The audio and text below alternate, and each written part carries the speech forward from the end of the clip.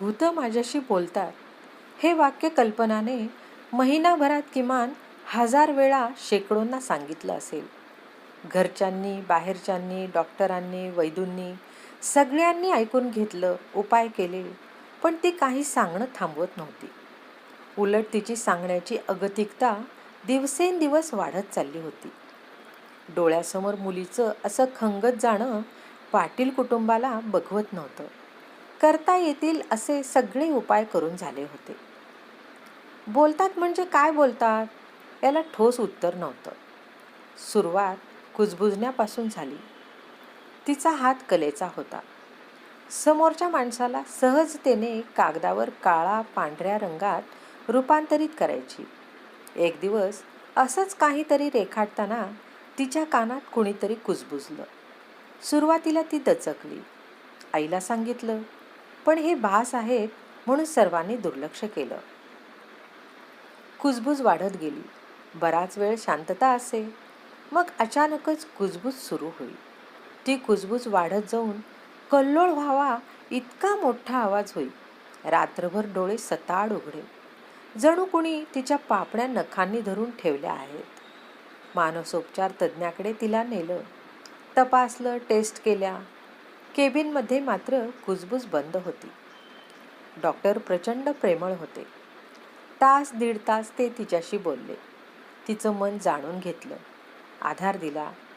हे सर्व मनाचे खेळ आहेत.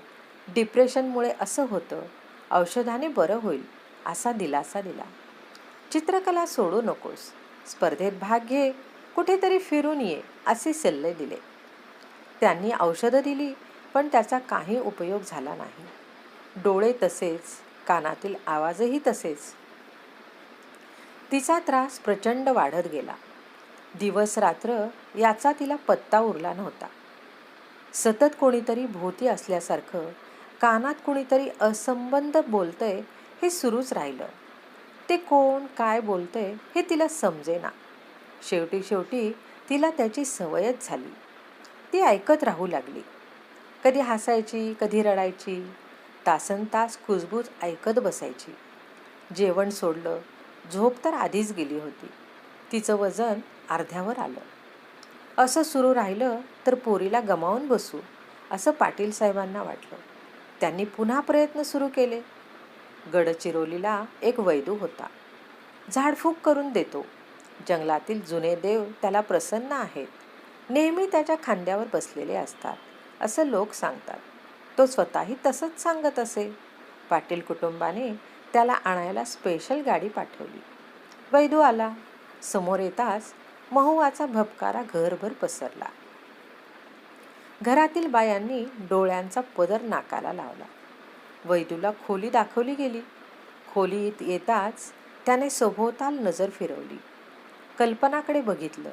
ती पलंगावर बसून त्याची वाट बघत होती. तो काही बोलणार, करणार इतक्यातच त्याच्या डोळ्यासमोर अंधारी आली. अर्धवट उजेडातील खोली गरागरा फिरू लागली.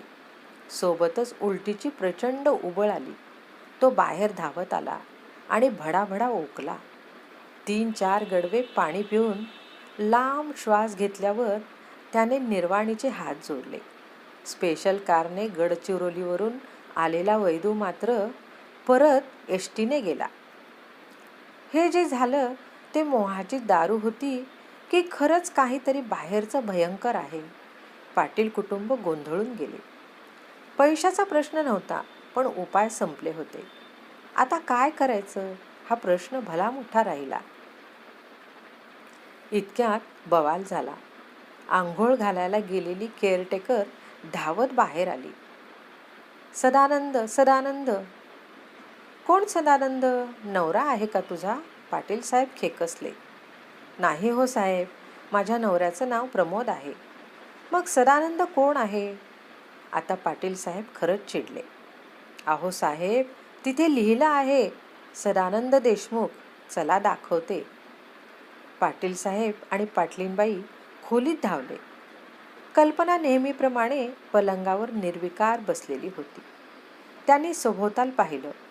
कल्पनाने वर छताकडे बोट दाखवलं. पंख्याच्या बाजूला मोठ्या अक्षरात लिहिलं होतं, सदानंद देशमुख. पाटीलबाई अस्फुट किंचाळल्या. आपली मुलगी भूतांशी बोलते याची आता पाटील कुटुंबाला सवय होतच होती. तितक्यात हे नवं प्रकरण नव्याने सुरू झालं. केअरटेकरने सांगताच दोघेही स्वतःला सावरत खोलीकडे पळत निघाले. तिथं पोहोचताच आधी त्यांनी कल्पनाकडे बघितलं. ती आऊट डिक्लेअर करणाऱ्या अंपायरसारखी वर बोट करून पलंगावर बसली होती. दोघांनी एकसाथ वर बघितलं. पंख्याच्या बाजूला काळपट लाल मोठ्या अक्षरात सदानंद देशमुख लिहिलं होतं आणि आजूबाजूच्या चारही भिंतीवर, छतावर त्या नावाच्या आसपास अनेक लोक जणू एकाच वेळी दोन्ही हातापायांनी धावत गेल्यासारख्या खुणा उमटल्या होत्या. जे होतं ते भयंकर होतं. दोघाही नवरा बायकोच्या पायातली ताकद गेली. दोघेही मटकन खाली बसले. अजून कोणाला तरी बोलवायला केअरटेकर ओरडतच बाहेर धावली आणि कल्पना अजूनही एक बोट वर दाखवत वर बघत होती. कल्पना, कोणी लिहिलंय हे? पाटील साहेबांनी तिच्या डोक्यावरून हात फिरवत विचारलं. कितीतरी दिवसांनी आज कल्पना बाहेरच्या खोलीत आणल्या गेली होती. तिची खोली कुलूप वगैरे लावून बंद करण्यात आली होती. आजूबाजूचे 2-3 लोक जमले होते. कुणीतरी निंबू सरबत वगैरे पाटील नवऱ्या बायको आणि मुलीला प्यायला दिलं. आता कुठं दोघांचे चढलेले श्वास आणि ब्लड प्रेशर खाली उतरलं होतं. त्यांनी, कोण ते? ते जे माझ्याशी बोलतात. कल्पना मोठाले डोळे करून बंद असलेल्या खोलीकडे बघत हळूवार पुटपुटली. माझ्याकडे बघून बोल, तिकडे बघू नकोस. कोणी केलंय हे? तू केलंस ना? आणि कोण आहे हा देशमुख? साहेब, ती कशी करणार? ते उंच बघा किती आहे. तिथं साधा मोठा स्टूल नाही चढायला. केअरटेकर हुशार होती. पाटील साहेब कल्पनाजवळ बसले. तिच्या डोक्यावरून हात फिरवला. त्यांच्या डोळ्यात पाणी होतं. कल्पना, काय सुरू आहे ग हे? आता हे नवीन काय? कल्पना काहीतरी पुटपुटली. आवाज अतिशय हळू होता. पाटील साहेबांनी आपले कान तिच्याजवळ नेले. कल्पना त्यांच्या कानाजवळ पुटपुटली. बाबा, त्यांचं बोलणं मला आता समजायला लागलंय. बघा, आत्ता पण ते सगळे मिळून मला सांगत आहेत. काय काय सांगत आहेत? पाटील साहेबांच्या घशाला कोरड पडली होती. त्यांनी आपले कान कल्पनाच्या अजून जवळ नेले. सदानंद देशमुखला इथे बोलवा. कोण हा? माहीत नाही. कल्पना इतकं बोलून थकून सोफ्यावर निपचित पडली. डोळे उघडेच. बापासमोर निपचित पडलेली, खंगलेली, कुठल्या तरी बाहेरच्या त्रासानं अर्धी झालेली मुलगी होती. आता हा नवीन घोर सुरू झाला होता. आत्तापर्यंत जे कुजबूज करत होतं ते आता बोलायला लागले. स्वतःचं अस्तित्व दाखवून द्यायला लागले. एकतर हिचा मानसिक रोग बळावतोय किंवा जे बाहेरचं आहे त्याची शक्ती वाढते. पण मानसिक रोग असला तर खोलीतल्या खुणा नावाचं स्पष्टीकरण हे लॉजिकच्या पलीकडलं होतं. पाटील साहेब आता पहिल्यांदाच प्रचंड हतबल झाले. त्यांच्या पायातली ताकद गेली. कोण असेल हा देशमुख? मुलीचं बाहेर काही लफडं तर नाही? पाटलीनबाईंनी तिच्या मैत्रिणींना फोन करून विचारलं. सगळ्यांनाच हे नाव नवीन होतं. एकतर हे नाव प्रचंड कॉमन आहे. एवढ्या मोठ्या नागपुरात हे शोधायचं म्हणजे कुठं कुठं फिरू? फक्त लोकमत चौकात उभं राहून आवाज दिला तर 6-7 सदानंद देशमुख वळून बघतील. आणि नागपूरच कशाला? तिने काही एरिया सांगितलाच नाहीये. विदर्भातला, महाराष्ट्रातला, अगदी कुठलाही राहू शकतो. विचार करून करून पाटील साहेबांचं डोकं पागल झालं. त्यांनी नातेवाईकांना, काही जवळच्या मित्रांना बोलावलं. घडलेलं सर्व सांगितलं. आता माझ्या एकट्याच्याने काही होत नाही, मला मदत करा म्हणून काकुळतीने हात जोडले. अशा वेळी मदतीला येणार नाही तर केव्हा? पाटील कुटुंबाने पण सगळ्यांसाठी वेळोवेळी खूप केलं होतं. त्यांच्या एका म्हणण्यावर टीम तयार झाली. सर्वप्रथम सदानंद देशमुखांची यादी तयार करूया असं ठरलं. सुरुवातीला नागपूर, नाहीच तर मग पुढे. तोच आता या सगळ्या प्रश्नांचं उत्तर आहे. यादी तयार करणं सुरू झालं. कल्पनाच्या मोबाईलमध्ये चेक केलं. या नावाचा कुठलाच कॉन्टॅक्ट ॲड नव्हता. कॉलेज, तिच्या मैत्रिणी, तिचे 2-3 सर्कल, फेसबुक, व्हॉट्सअप ग्रुप, वेगळे वेगळे मंडळ, क्लब्स, फोनाफोनी करून माहिती घेणं सुरू झालं. यादी बनत गेली. वाटतं तितकं सोपं काम नव्हतं. वाटतं तितकं कॉमन नावही नव्हतं. नागपुरातील एकूण 12 नावं आली. वय, हुद्दा, सामाजिक प्रस्थ यावरून लिस्ट सॉर्ट केली गेली. पहिलं नाव आलं नागपुरातील प्रसिद्ध हार्ट सर्जनचं. शेवटचं नाव आलं महानगरपालिकेच्या आरोग्य विभागात मलेरियासाठीच्या डिपार्टमेंटमधल्या बाबूचं. सुरुवात डॉक्टरपासून करायची होती. डॉक्टरकडे जायचं. सांगायचं काय, तुमचं नाव आमच्या घराच्या छतावर लिहिलं आहे म्हणून, आणि त्यांनी आपल्याला हाकलून देण्याची वाट बघायची. पाटील साहेबांनी अतिशय महत्त्वाचा प्रश्न उपस्थित केला. पण करणार काय, जाणं भाग होतं. तिघेजण नंबर लावून डॉक्टरकडे गेले. तास दीड तास बाहेर बसल्यावर थंडगार केबिनमध्ये त्यांना बोलावलं गेलं. डॉक्टरांनी फाईल मागितली. त्यांनी मोबाईलवर काढलेला छताचा आणि नावाचा फोटो दाखवला. त्यांच्या चेहऱ्यावर प्रश्नचिन्ह उमटलं. डॉक्टरांनी ऐकून घेण्याची क्षमता विलक्षण होती. सगळं नीट ऐकून घेतल्यावर नकाराचा हात जोडला. कॉल बेल वाजवली. त्यांना दरवाजा दाखवला आणि पुढचा नंबर बोलावला. हे सगळं अतिजलद आणि स्पष्टपणे झालं. दुसरा चान्स कुठंच नव्हता. पहिल्याच नावातून पाटील साहेबांना कळलं की पुढची वाट खडतर आहे. आपण अत्यंत फालतू विषयात अडकलो आहोत. त्यांना एकूणच राग आला होता. पोरीच्या आयुष्याचा प्रश्न नसता तर त्यांनी हे कधीच केलं नसतं. दुसऱ्या क्रमांकावर एक रिटायर्ड बँकर होता. नंतर एक अकाउंटंट, नंतर एक इंजिनियर. हुद्दे प्रस्थ बदलत गेलेले, पण अनुभव तेच येत होते. कोणी गोडी गुलाबीने दरवाजा दाखवायचं, कोणी रागाने. कल्पनाची खोली साफ केली गेली. भिंती धुवून काढल्या, नवीन रंग चढवला. पण ते नाव आणि त्या पाऊलखुणा भिंतीवर सतत उमटत राहायच्या. लोकांचं पाटलांच्या घरी येणं जाणं थांबलं होतं. पाटलांच्या घराला झपाटलाय हे अख्ख्या कॉलनीत पसरलं. लोक 4 फूट दुरून जायची. कल्पनाला खोलीच्या बाहेर ठेवण्याचा प्रयत्न केला गेला, पण ती सतत तिच्या खोलीत जाऊन बसायची.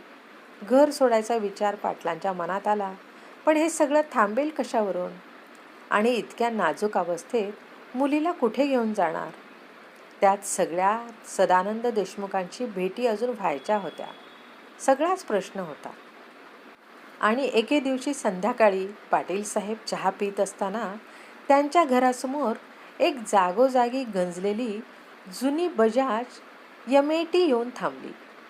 यमार घेतात तशी मोठी बॅग खांद्यावर लावलेला एक ढेरपोट्या अजागळ मनुष्य स्कूटर पार्क करून पाटलांच्या दारात उभा झाला. अर्धवट टक्कल, फ्रेमलेस चष्मा, खोचलेला पण मोठ्या पोटामुळे समोरून निघत चाललेला शर्ट, वाढत्या मापाचा शिवलेला पॅन्ट, तोंडात रजनीगंधाचा तोबारा, ओठावर जास्तच रुंद आणि लोचट हास्य. पाटील साहेबांनी अनोळखी नजरेने त्याच्याकडे बघितलं. आपण? नमस्कार, मी सदानंद देशमुख. सगळ्या खोलीत रजनीगंधाचा वास पसरला आणि नाव ऐकून पाटील साहेबांचा श्वास आतल्या आत ओढला गेला. नमस्कार, मी सदानंद देशमुख. त्याच्या तोंडातून निघालेला रजनीगंधाचा भपकारा संपूर्ण खोलीत पसरला. सदानंद देशमुख? पाटील साहेब अख्खे 2 सेकंद ब्लँक झाले. आत येऊ शकतो का मी? बर्फाळ थंडगार आवाज. कुणीतरी कानाजवळ पुटपुटत असल्यासारखा तो बोलला. त्याचे ते लोचट हास्य अजून रुंद झाले.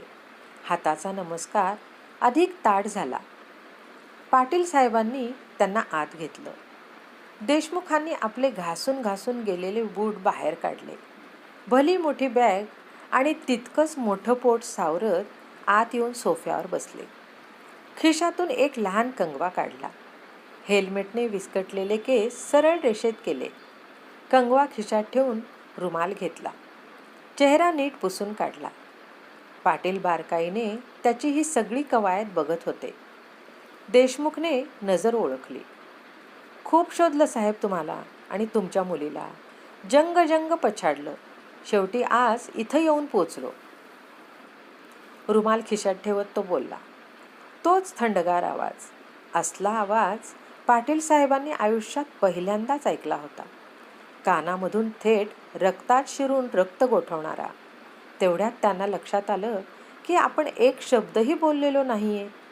त्यांनी प्रयत्न केला पण जीभ बांधली गेली होती. काहीतरी लक्षात आल्यासारखं ते सदानंद देशमुखवाली लिस्ट बघायला उठले.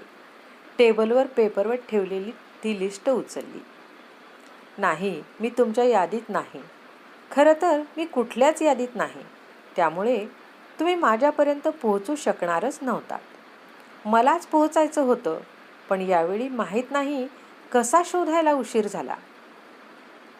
तोच कानांजवळ कुजबुजल्यासारखा आवाज. तो बोलत 4 फूट समोरून होता, पण आवाज मात्र बाजूने येत होता. पाटलांना दरदरून घाम फुटला. ते लिस्ट बाजूला ठेवत परत सोफ्यावर बसले. त्यांनी देशमुखकडे बारकाईने पाहिलं. आवाजाइतकेच त्याचे डोळे देखील विलक्षण होते, थंडगार. कुठल्याच यादीत नाही म्हणजे? आणि आहात कोण तुम्ही मग? तुम्हाला हे सगळं कळलं कसं आणि केव्हा? कळलं तर आधीच का नाही आलात मग? आणि हा एकूण प्रकार आहे तरी काय? हवं काय आहे तुम्हाला? पाटील आयुष्यभराचा जोर लावून बोलले. प्रत्येक शब्दागणिक त्यांचा आवाज चढत गेला. इतक्या दिवसांचे प्रश्न आज उलगडणार होते. दाबून ठेवलेलं टेन्शन मोकळं करण्याकरता ज्याची वाट बघत होतो तो समोर बसला होता. आपला आवाज चढल्याचं त्यांना ध्यानात आलं. देशमुख अजूनही थंड नजरेने त्यांच्याकडे निर्विकार बघत सोफ्यात रेललेला होता. आता पाटलांनी श्वास घेतला. भानावर आले. त्यांचा आवाज ऐकून पाटीलबाई बाहेर आल्याच होत्या. आपण देशमुखकडे संशयास्पद नजरेने बघत कमरेवर हात ठेवून उभ्या होत्या. हेच ते सदानंद देशमुख. पाटलांनी आपल्या बायकोला ओळख करून दिली. कळलं. पाटीलबाईंचा हात कमरेवर आणि कपाळावर आठ्या. पाणी आणि चहा घेऊन ये, मग बोलूच. पाटीलबाईंना आधी सगळ्याचा सोक्षमोक्ष लावायची इच्छा होती. नंतर चहापाणी केलं असतं, पण अनिच्छेनेच त्या आत गेल्या. तब्बल 5 मिनिटांचा तो काळ प्रचंड गेला. देशमुख पाटलांकडे अगदी रोज येत असल्यासारखा सोफ्यात रेलून बसला होता. एक हात सोफ्याच्या लाकडी हँडवर ठेवून नखाने टकटक टकटक करत कुठला तरी अनोळखी भाषेतलं गाणं की स्तोत्र म्हणत स्वतःलाच ताल देत होता. पाटील त्याच्याकडे कधी संशयास्पद नजरेने, कधी रागाने, कधी उष्ण हास्य ओठावर ठेवून चुळबुळ करत होते. अगं झाला का चहा? समोर बसलेल्या बर्फामुळे कदाचित पाटलांचा घसा पण धरून आलेला असावा असं त्यांना वाटलं. त्यांना थोडंही बोलायला कष्ट पडत होते. हो, आणलाय. बाईंनी चहा पाणी ट्रेमध्ये आणलं. देशमुखने पाण्याचा ग्लास उचलला. तोंडात पाणी भरून बाहेर गेला. खसाखसा चूळ भरून गेटच्या बाहेर रस्त्यावर पाणी थुंकून परत सोफ्यावर येऊन बसला. चहाचा कप घेतला. बशीत चहा ओतला. जोरदार आवाज करत 2 घोटात पूर्ण चहा संपवला. रिकामा कप बशीत ठेवून खिशातून रजनीगंधाची पुडी काढली. पाटलांना हवी का म्हणून नजरेने विचारलं. पाटलांनी नकाराची मान हलवली. याने अख्खी पुडी तोंडात रिकामी केली आणि तिचा चुरगळ करत खिशात कोंबली. हां, आता बोला. परत सोफ्यावर लांब श्वास घेत परत तेच रुंद हास्य ओठावर आणत देशमुख बोलला. तुम्ही आम्हाला शोधलं म्हणता, आम्ही तुम्हाला शोधलं. रक्ताचं पाणी होईस्तोवर. लिस्ट बनवली, लोकांकडे खेटा घातल्या, अपमान सहन केले. तुमच्याकडे माझं नाव होतं साहेब. माझ्याकडे काहीच नव्हतं. मग कसे आलात? कोणी सांगितलं तुम्हाला? आणि सर्वात महत्त्वाचं की हा काय प्रकार आहे? आहात कोण तुम्ही? साहेब, तर असं आहे, तुम्हाला त्रास झालेला आहे खरंय. त्यामुळे प्रश्न पडणं पण स्वाभाविक आहे. पण ते उत्तर मला काही देता येणार नाही. मला जे काम सांगितलं गेले तेवढंच मला करावं लागतं. हां, पण तुमचं सर्वात मोठं काम मी करू शकतो, जे तुम्हाला हवं आहे. कुठलं? काय हवंय साहेब तुम्हाला? माझ्या मुलीला जो त्रास होतोय, या घराला जे लागतंय ते निघणं. हां, तेच. काम झालं म्हणून समजा. कुठे आहे तुमची मुलगी? आत आहे. पण नाही, तुम्ही कोण? हा काय प्रकार आहे? हे मला कळलंच पाहिजे. त्याशिवाय नाही. नाहीतर मी पोलिसांना बोलावतो. ते हँडल करतील हे सगळं. आम्ही म्हातारे नवरा बायको म्हणून तुम्ही आम्हाला हलक्यात घेऊ नका. त्यांच्यासमोर पोरीला होणाऱ्या भयंकर त्रासाचं उत्तर बसलं होतं. त्याला सहजासहजी ते सोडणार नव्हतेच. साहेब, पोलीस वगैरेंच्या वरचं प्रकरण आहे हे. आणि हे तुम्हाला पण कळलं असेलच. नसेल तर समजून घ्या. पण मग हे आहे तसेच मान्य करायचं? आता नंतर बरोबर होईल म्हणता. मग आम्ही चुत्या आहोत हे भयंकर त्रास भोगायला? का म्हणून? माझी मुलगीच का? जे बाहेरचं तिला लागलंय त्यात तिची काय चूक? मरणाच्या दारावर उभी आहे ती. पाटलांचा धीर आता सुटायला लागला. बाहेरचं नाही साहेब, बाहेरचे 9 लोक आहेत ते एकूण. तुमच्या मुलीसोबत त्या खोलीत आणि तुमच्या घरात आहेत. त्यांची जबाबदारी माझी आहे. मी पाळलंय त्यांना. ते माझ्याकडून पळून गेले. पण त्यांना अडकवणारा पण मीच आहे. मोकळं करणारा पण मीच आहे. हे त्यांना माहिती नव्हतं. आता नीट कळालं असेल. यापुढे ते अशी चूक करणार नाही. त्याच्या प्रत्येक हळूवार शब्दागणिक पाटील दाम्पत्य खचत चाललं होतं. तो सगळे शब्द एका चालीत उच्चारत होता. त्याच बर्फाळ आवाजात. पाटलांचा शर्ट घामाने ओला झाला होता. हात थरथर कापायला लागले होते. तुम्ही हे जे बोलताय खरं बोलताय. वयस्कर लोकांसोबत अशी गंमत करताना तुम्हाला लाज नाही वाटत? पाटीलबाई शेवटी बोलल्याच.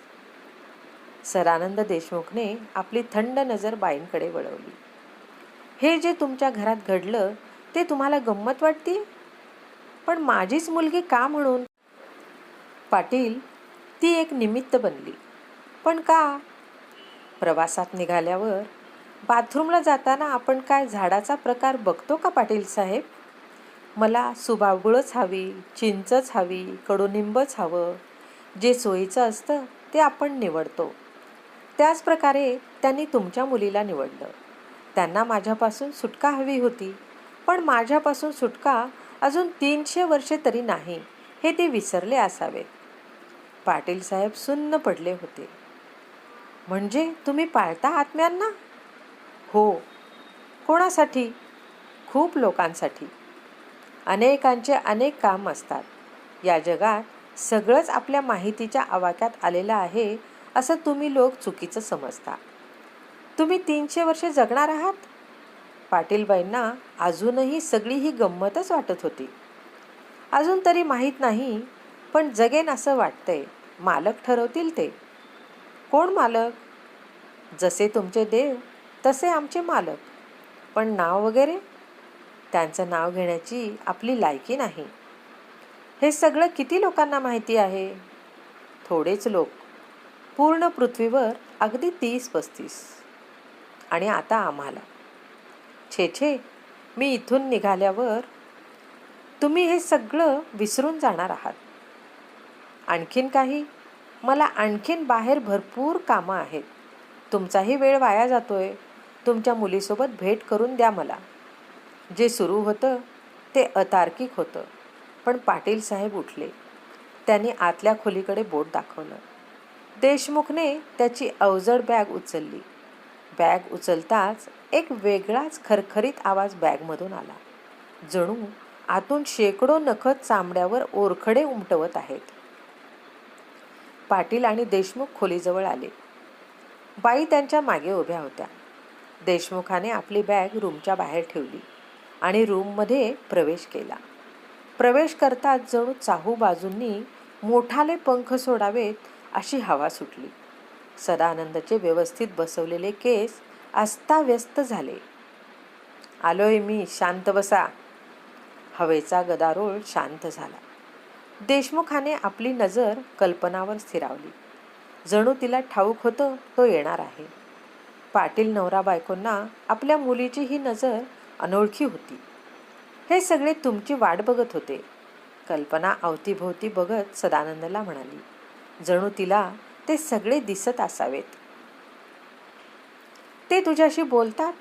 कळतं तुला त्यांनी बोललेलं? देशमुख तिच्या डोळ्यात डोळे घालून बोलत होता. कदाचित पलीकडे बघण्याचा प्रयत्न करत असावा. स्टूल मिळेल मला बसायला? त्याची नजर तशीच कल्पनाच्या डोळ्यांमध्ये रोवलेली. पाटीलबाईंनी स्टूल आणून दिला. दोघाही नवरा बायकोने समोरचं वातावरण सदानंद देशमुखांच्या स्वाधीन करून दिलेले होतं. ते दोघे एका भिंतीला पाठ चिकटून उभे होते. आधी कळत नव्हतं. मी समजण्याचा खूप प्रयत्न केला, त्यांनी समजवण्याचा. आताशा कळायला लागले. कल्पनाला बोलायला जड जात होतं. इतक्या दिवसांचा अशक्तपणा तिला थांबवत होता. अच्छा, छान प्रगती आहे. काय सांगतात? तुमच्याबद्दल सांगतात. अडकवलंय म्हणे तुम्ही त्यांना, जनावरासारखं गळ्यात पट्टा घालून. प्राक्तन असतं एकेकाचं, पण मरेपर्यंतच. मेल्यावर देखील? देहात राहून केलेले हिशेब आत्म्याला पुढे चुकवावेच लागतात.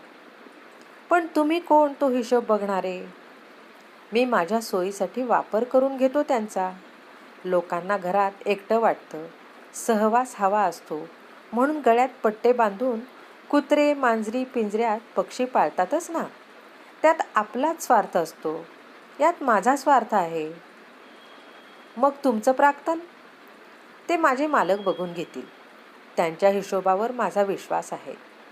कल्पनाने गच्च डोळे मिटले. जणू कुणीतरी तिच्या कानात काहीतरी सांगण्याचा प्रयत्न करत आहे. तिच्या कानात काय सांगता? माझ्यासोबत बोला. देशमुख दरडावून चहूबाजूला बघत बोलला. जणू काही त्याला त्या खोलीतले ते वावरताना दिसत असावेत. काय म्हणताहेत हे? त्याने परत कल्पनाला विचारलं.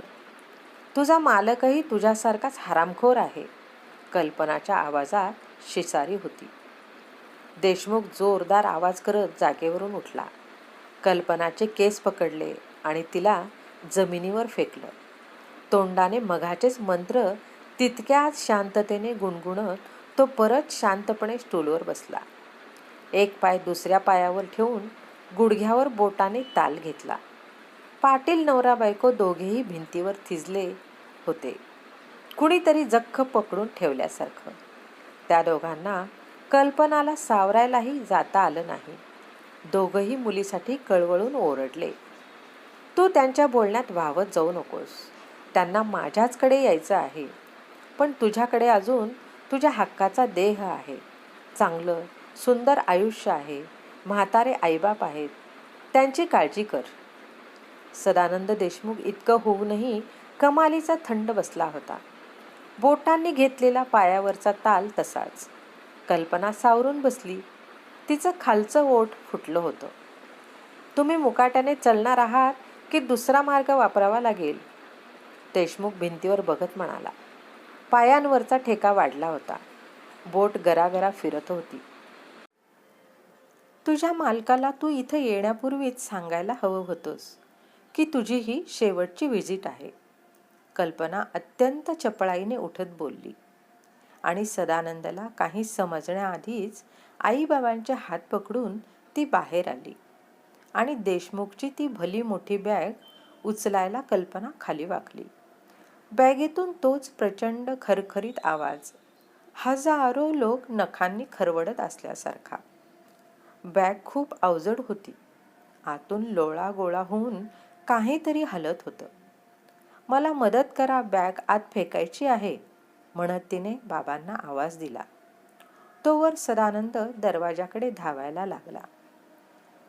कुणीतरी जोर लावून त्याला पकडून ठेवण्याचा असफल प्रयत्न करत होतं, पण त्यांची ताकद अपुरी पडत होती.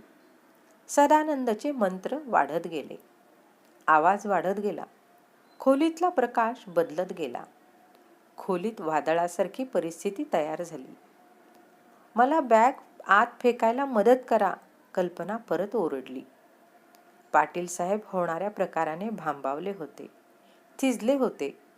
ते अनोळखी नजरेने निश्चल पुतळ्यासारखे उभे होते. वेळेची निकड समजून पाटीलबाई कल्पनाच्या मदतीला आल्या. दोघींनी ती अवजड बॅग उचलली. कल्पनाने बॅगची चेन उघडली. आतून असह्य दुर्गंध बाहेर आला. त्या दोघींनी मिळून ती बॅग आत फेकली. खोलीचं दार घट्ट बंद केलं आणि दोघीही खाली कोसळल्या. त्यांना बघून देशमुख साहेब आपण स्वतःला सावरत जमिनीवर बसले. दार बंद केल्यावर एखादा लहानसा स्फोट व्हावा तसा हिरवट प्रकाश आत पसरला. प्रचंड आवाज होत होता. सदानंद दारावर धडाधड मारत होता. त्याच्या मंत्राचा आवाज आता प्रचंड वाढत गेला. शेवटी तो आवाज अस्पष्ट होत गेला. कुणीतरी त्याचं तोंड फाडून टाकावं असा आवाज झाला. त्याच्या आर्त किंकाळ्या बाहेर ऐकू येत होत्या. रक्ताचे बारीकसे ओहळ दरवाजातून बाहेर आले. मंत्रांचा आवाज कधीच बंद झाला. केवळ किंकाळ्या आणि मग केवळ शांतता. पाटील कुटुंब बेभान होऊन ते सगळं चित्र ऐकत बघत होतं. तिघांनीही एकमेकांचे हात घट्ट पकडून ठेवले होते. बराच वेळ गेला. कल्पना कधीचीच बेशुद्ध होऊन आईच्या कुशीत पडली होती. पाटील साहेबांनी कुठूनसे त्राण गोळा केले. सावरत ते उठले. दाराला कान लावून त्यांनी कानोसा घेतला. कसलाच आवाज नव्हता. सदानंद, त्यांनी आवाज दिला, पण आतून काही प्रतिसाद नव्हता. त्यांनी दार उघडलं. असह्य दुर्गंधीचा भपकारा बाहेर आला. आत जाताच खाली सगळीकडे रक्तामांसाचा चिखल झाला होता. आत जाताच त्यांना फुटलेली खिडकी दिसली. खिडक्यांची तावदाने फुटली होती. कोणीतरी प्रचंड वेगाने आतून बाहेर गेल्यासारखं. एका बाजूला सदानंदची काळी बॅग पडली होती. सदानंद कुठेच नव्हता. होता तो केवळ रक्ताचा मांसाचा लाल चिखल. हे बघताच पाटलांना उलटीची उबळ आली. ते बाहेर येऊन भडाभडा ओकले आणि तिथेच बेशुद्ध पडले. मुलगी बेशुद्ध, नवरा बेशुद्ध. बायको मोबाईलवर पोलीस आणि ॲम्ब्युलन्सचे नंबर शोधत होती. दोघेही बापलेक दवाखान्यात भरती झाले.